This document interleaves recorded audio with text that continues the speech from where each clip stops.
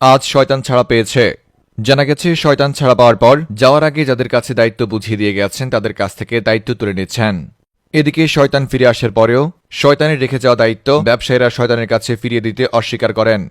এদিন ব্যবসায়ীদের সাথে শয়তানের শয়তানি দায়িত্ব ফিরিয়ে দিতে অস্বীকার করেন দেশের চাঁদাবাজ, সুদখোর এবং ঘুষখোরেরাও। এদিকে শয়তানের সাথে এত বড় বেইমানি করায় শয়তান সেখানেই তাদের উদ্দেশ্যে গালমন্দ করেন। এক পর্যায়ে শয়তানের সাথে সেখানে হাতাহাতিও হয়ে যায়। অতঃপর দুঃখে কষ্টে শয়তান তার ভেরিফাইড ফেসবুক পেজে আবেগঘন স্ট্যাটাস দেয়। এই স্ট্যাটাসে শয়তান লেখেন, যাদেরকে ভাই ভাবতাম তারাও আজ আমার সাথে বেইমানি করেছে। স্বার্থের এই দুনিয়ায় কেউ আপন হয় না। এদিকে জানা গেছে, শয়তান আবারও তার সেই টিকটকার বন্ধুদের সাথে পুনরায় হাত মেলাবেন এবং যারা এই রমজানে হিজাব পরে টিকটক ভিডিও করেছে তাদেরকে বিশেষভাবে পুরস্কৃত করবেন। আর জানা গেছে, চাঁদরাতেই শয়তান প্রথমবারের মতো বাচ্চাদের দিয়ে আতশবাজি ফুটানোর মাধ্যমে পুনরায় তার শয়তানি কর্মকাণ্ডের শুভ উদ্বোধন করতে যাচ্ছেন। এছাড়াও কিছু গ্রামের চাচাতো ভাইদেরকে দিয়ে পিকআপ কিংবা ট্রাকে করে জিবিএল বক্স বাজিয়ে এলাকা এলাকা ঘুরাবেন। রমজানের পর ছাড়া পাওয়া শয়তানকে নিয়ে বিস্তারিত দেখুন রিপোর্টার ইবলিস হোসেন শয়তানের রিপোর্টে। শয়তানের সাথে বেইমানি করে বসেছে ব্যবসায়ীরা। ভাবতেই অবাক লাগে, যে শয়তান প্রতিনিয়ত মানুষের সাথে বেইমানি করছে সেই শয়তানের সাথে বেইমানি করে বসেছে ব্যবসায়ীরা। তাহলে শোনা যাক বিস্তারিত ঘটনা। আজ রাতে শয়তান ছাড়া পেয়েছে। ছাড়া পাওয়ার পর শয়তান বন্দী হওয়ার আগে যাদের কাছে তার দায়িত্ব বুঝিয়ে দিয়ে গেছেন, ছাড়া পাওয়ার পর শয়তান তাদের কাছে গিয়ে একে একে দায়িত্ব বুঝে নিচ্ছেন।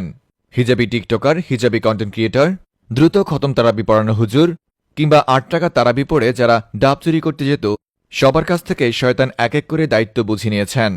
কিন্তু যখনই শয়তান ব্যবসায়ীদের কাছে তার দায়িত্ব বুঝে নিতে গেল, তখনই ঘটে যায় এক চমকপ্রদ ঘটনা।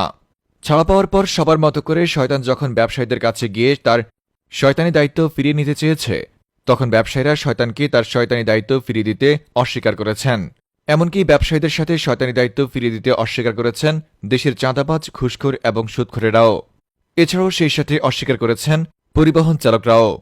ব্যবসায়ী, সুদখোর, ঘুষখোর এবং পরিবহন চালকরা যখন শয়তানের সাথে এত বড় বেইমানি করে বসেছে, তখন শয়তান রেগেমেগে তাদের উদ্দেশ্যে গালমন্দ করা শুরু করে।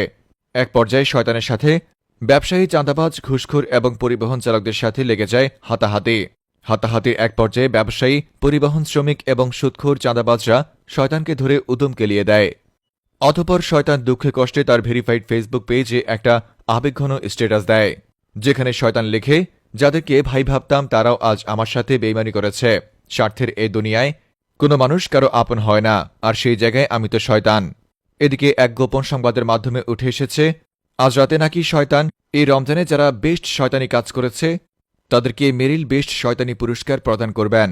এই পুরস্কারে অংশগ্রহণ করতে পারবে তারা যারা রমজানে হিজাব পরে টিকটক ভিডিও করেছে এবং যারা ৮ রাকাত তারাবি পড়ে মানুষের ডাব চুরি, নারকেল চুরি সহ এলাকায় চুরি ছোচামি করেছে।